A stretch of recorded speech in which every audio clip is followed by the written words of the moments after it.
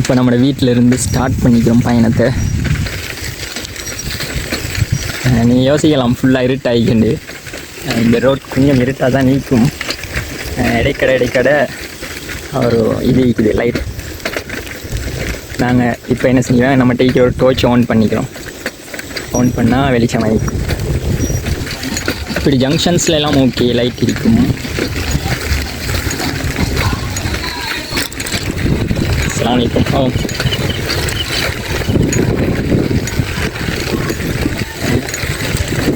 Sometime ஃபோனில் கொஞ்சம் நல்லா இருட்டாகிக்கோ தெரியலை, பட் ஒரு அளவான இருட்டு தான் நம்மளை ரோட்லாம் விளங்கும்.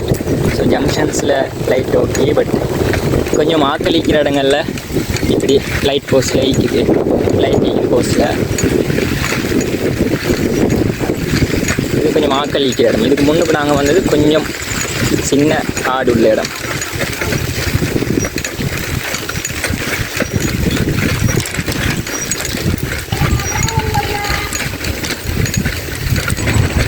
இன்னும் கொஞ்சம் தூரமே நம்ம போனால் மெயினை ரீச் பண்ணிடுவோம். ரைட், இப்போ நம்ம மெயின் ரோடுக்கு வர போகிறோம்.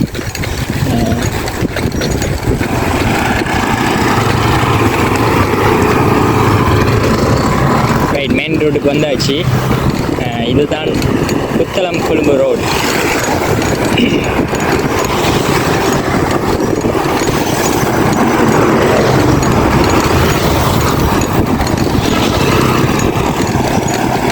ஸோ இதை பார்த்து நிற்கிற நிறைய பேர் யோசிக்கலாம், எங்கேருந்து எங்கடா ட்ராவல் பண்ணுறான் இவ்வளோ அவசரம் அப்படின்ட்டு. ஸோ எங்கேருந்து எங்கே ட்ராவல் பண்ணோன்னா வீட்டில் இருந்து ஒர்க் பண்ணுற இடத்துக்கு போய் நிற்கிறோம். முக்கியமான விஷயம் என்னென்றால் எங்களோட வாப்பாவுக்கு கொஞ்சம் சுகம் இல்லை. அதால் ரிக்வெஸ்ட் பண்ணி ஈவினிங் வாட்டுக்கு போகிறதுக்காக வேண்டி ரிக்வெஸ்ட் பண்ணி ஒர்க் பண்ணுற பிளேஸ்லேருந்து ரிக்வெஸ்ட் பண்ணி வந்துட்டு திரும்பி ஒர்க் பண்ணுற இடத்துக்கு போகிற பயணம். அல்காசிம்லேருந்து நாங்கள் இவ்வளோ நேரமாக ரீச் பண்ண இடம் எங்கன்னு எது வரைக்கும்னால் பாலாவி ஸ்கூல் வரைக்கும் வந்துக்கிறோம். புத்தளம் டிஸ்ட்ரிக்டில் இருக்கிறவர்களுக்கு இதெல்லாம் கூடுதலாக தெரிஞ்ச இடமா இருக்கும். ஸோ நாங்கள் இப்போ போய் கொண்டிருக்கிற இடம் என்னென்றால் கல்லடி ஜங்ஷன். கல்லடியில் அந்த பாலாவி கொஞ்சம் முன்னு கல்லடி ரோடு ஒன்று திரும்பும். ஸோ அதுக்கிட்ட போய் நிற்கிறோம். ஸோ இதால் போனால் பாலாவி ரயில்வே ஸ்டேஷன் வரும். இதால் போனால் Palavi railway station.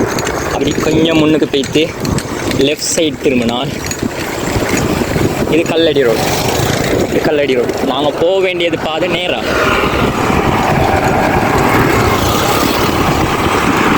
So work place எங்கே இருக்கின்றால் கரிக்கட்டு.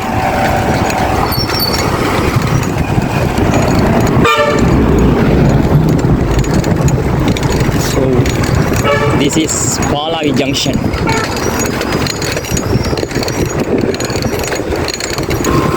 பாலாவி BOC.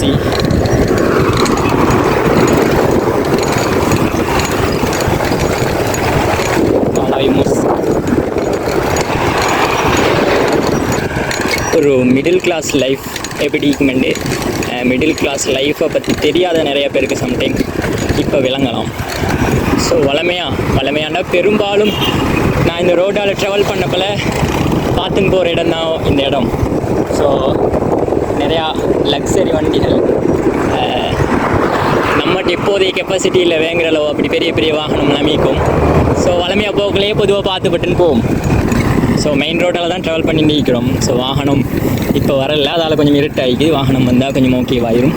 நம்ம இப்போ நாகைவெளி கிட்ட நெருங்க போகிறோம். ஒரு முக்கியமான பைக் நிற்கி நம்மளோட FZ. நிறையா பாய்ஸுக்கு பிடிச்ச பைக் ஆகிக்கும். பரம்பரையாக சேர்த்து வச்ச சொத்தெல்லாம் இல்லை நம்மகிட்ட. ஸோ இன்ஷா அல்லாஹ் ஒரு எம்பரரை உருவாக்குறோம்னால் நம்ம தான் உருவாக்கணும் இன்ஷா அல்லாஹ். ஸோ ஜெயிப்போமா தோப்போமான்லாம் தெரியாது, பட் இன்ஷா அல்லாஹ் நம்மளுக்கு ஏன் ஒரு முயற்சியை கட்டாயம் செய்யணுமே. ஸோ என்ன விஷயம்னாலும் இப்போ நான் பைசிக்கிளில் போய் நிற்கிறேன். கொஞ்சம் ட்ராவல் பண்ணணும். இப்போ ஒரு 3 பாய்ஸ் பைக்கை திருக்கின்னு போகிறானோ. ஸோ அந்த டைமில் என்ன ஃபீல் ஆகும்னால் நம்மகிட்ட ஒரு பைக் இல்லையே அப்படின்னு ஃபீல் ஆகும். ஸோ சம்டைம் சும்மா ஃபன்னுக்கு ஒரு விஷயம் சொல்கிறேன். நிறையா வீடியோஸ் பார்க்கக்குள்ள இது ஒரு சஜஷனாக சம்டைம் வரும். லவ் பண்ணி ஃபெயில் ஆகக்குள்ள வாரதெல்லாம் என்னடாப்பா ஃபீல். ரோட்டில் பைக் இல்லாமல் நடந்து போக்கல வருமே ஒரு ஃபீல்.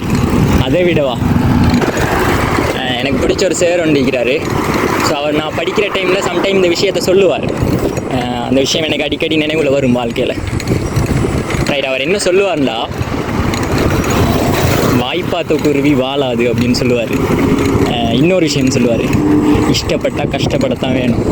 ஸோ இன்ஷா அல்லாஹ் ஃபுல் 100% கஷ்டப்படுறோமா இல்லையான்னு தெரியா, பட் ஏதோ நம்மளுக்கு ஏந்த கஷ்டத்தை படுறோம். இன்ஷா அல்லாஹ் வண்டி இதே ரோட்டில் நல்ல ஒரு வெஹிக்கிளில் போவேன் அப்படின்னு ஒரு நம்பிக்கை ஒன்று ஈக்குது. ஸோ ஜெயிப்போமா தோப்போமாலாம் தெரியாது, பட் இன்ஷா அல்லாஹ் ஒரு முயற்சி தானே. ஒரு அல்காசிம்லேருந்து கரிக்கட்டை வரைக்கும் போகிறது ஒரு பெரிய அளவில் என்னையை பொறுத்தவரை ஒரு விஷயம் இல்லை, போய்க்கொள்ளலாம். பட் சில சுச்சுவேஷனில் ஒரு பெரிய விஷயம் மாதிரி ஃபீல் ஆகும். ரீசன் என்னென்றால், அந்த சுச்சுவேஷன் நம்மளை ஃபீல் பண்ண வைக்கும். என்னடா அப்பா, ஒரு அவசரத்துக்கு போகிறதுக்கு ஒரு பைக் கூடி இல்லையடா அப்படின்ட்டு.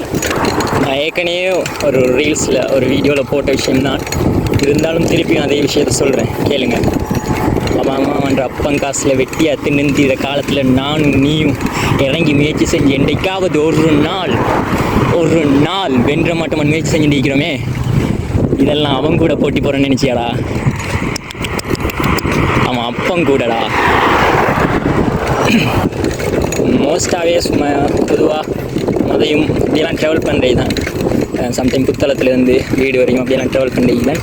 ஸோ இன்றைக்கி சும்மா அதை ஷேர் பண்ணி பார்ப்போம் என்னோடய ஃப்ரெண்ட்ஸ் கூடயும் என்னோடய ஃபாலோவர்ஸ் கூடயும் அப்படின்ற ஒரு தோட்டில் தான் இந்த வீடியோ செய்கிறேன். ஒரு வீடியோவில் சம்டைம் பார்க்கல இதே சுச்சுவேஷனை நிறையா பேர் இருக்கலாம். அப்படி இருந்தீங்கன்னாலும் இதே விஷயத்தை ஃபேஸ் பண்ணிங்கனாலும் கட்டாயம் கமெண்ட் பண்ணுங்கள்.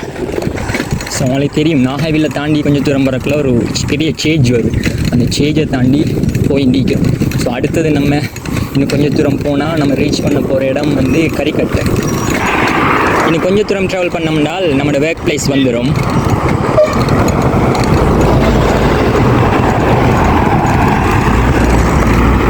இந்த வீடியோவை பார்க்குறாக்க டைம் கமெண்ட் பண்ணுங்கள். நீங்களும் எப்படி இந்த மிடில் கிளாஸ் லைஃப்பை ஃபேஸ் பண்ணி வந்துக்கிறீங்க அப்படின்ட்டு உங்களால் என்ன கமெண்ட்டை பண்ணுங்கள். அது மட்டும் இல்லை, யாராச்சும் சம்டைம் இந்த மிடில் கிளாஸ் லைஃப்பில் இருந்து கஷ்டப்பட்டு ஒரு முன்னேறி நல்ல பொசிஷனுக்கு வந்துப்பீங்க. ஸோ அப்படியான ஆட்கள் ஏதாச்சும் ஒரு சுச்சுவேஷன் இருக்கும் உங்களோட லைஃப்பில், ஏதாச்சும் ஒரு சுச்சுவேஷன் இருக்கும் உங்களோட லைஃப்பில், நான் இப்படி கஷ்டப்பட்டு வந்துக்கிறேன், இப்படி இதுங்க தான் இப்போ இப்படி இருக்கிறேன் அப்படின்ட்டு. ஸோ அந்த சுச்சுவேஷன் எனக்கு ஏழும்னால் என்னை கான்டாக்ட் நம்பரை போடுறேன், எனக்கு அந்த விஷயத்தை அனுப்பிக்கொள்ளுங்கள். இன்ஷா அல்லாஹ் எனக்கு ஏழுண்டா அந்த விஷயத்தை நான் வீடியோவாக பேசி போடுறேன்.